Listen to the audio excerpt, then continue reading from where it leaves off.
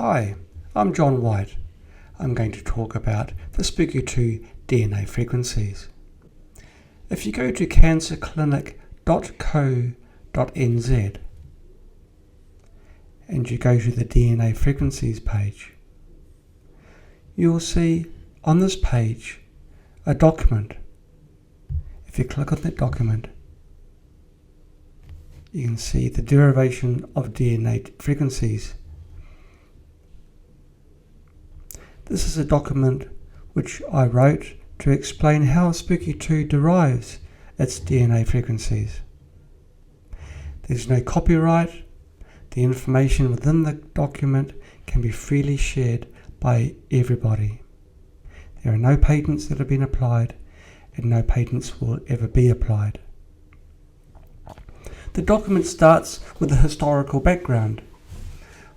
It talks about Royal Rife. He's the man who started this resonance theory on pathogens. And he proved it beyond theory. He proved that pathogens can be disabled. They're disabled through resonance. The document explains what resonance is. A playground swing is a very simple example of resonance. Gentle pushing at the right moment causes a child to swing higher and higher.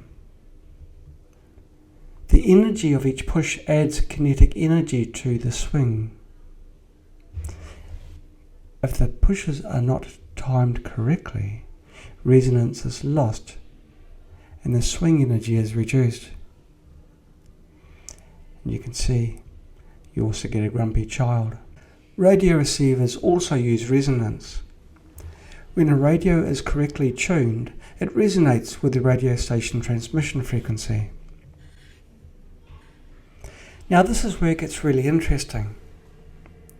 Maybe the cells in our body can also be like radio receivers and receive specific radio signals and resonate.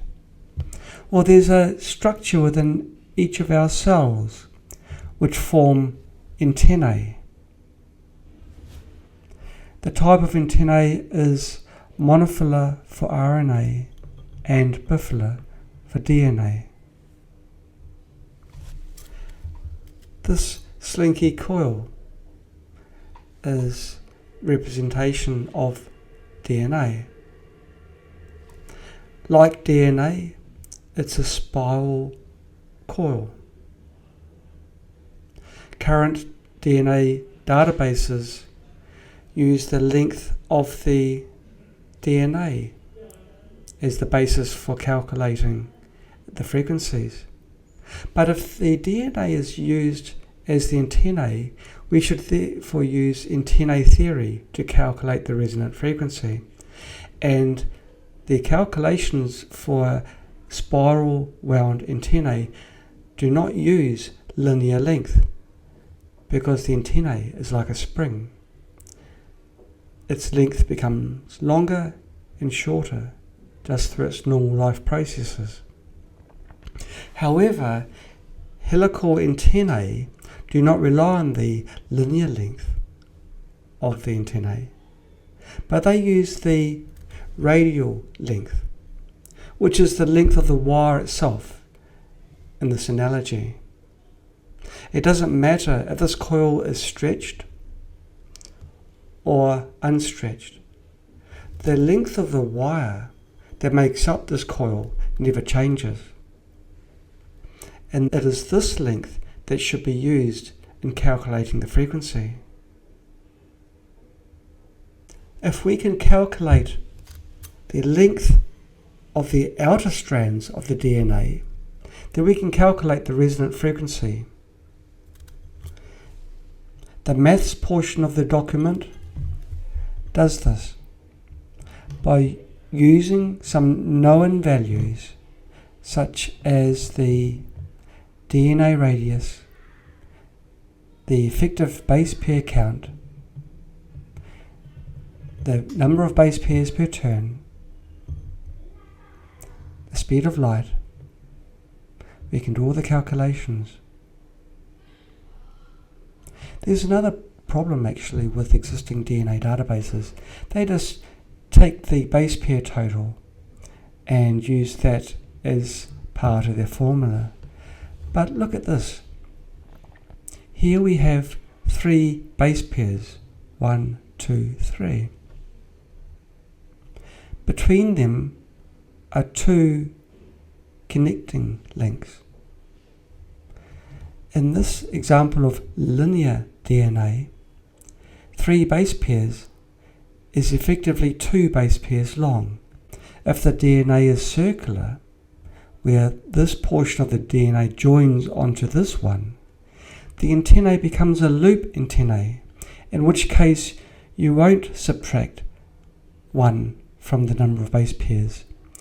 If a circular DNA has 2 base pairs, the formula will itself use 2 base pairs. The document goes through a working example. We use one of the genomes for the COVID-19 virus. It has an RNA, not DNA. RNA is very closely to the analogy of this coil, where it's got a single coil, as opposed to twin coils. The fundamental frequency for this particular strain of COVID-19 is very, very high in frequency. It's much faster than what signal generators today can produce. But by continually halving the frequency, we can reduce the frequency to a more reasonable value. So by applying radio principles to DNA helical antennae, it is possible to calculate the natural resonant frequency of target DNA. The subharmonics of the calculated frequency can then be applied to disable pathogens. The frequencies within the DNA databases of SPooky2 can be used on any device. They're not machine specific. The data in the SPooky2 DNA databases was harvested from multiple sources and are updated every few days to catch any virus mutations and DNA corrections, because even scientists make errors. The databases hold the genome data, not the frequencies. Now this is important because the frequencies can be calculated on the fly for razor sharp accuracy and for the maximum resolution of the selected generator. It's also important because people can choose different types of subharmonics to apply.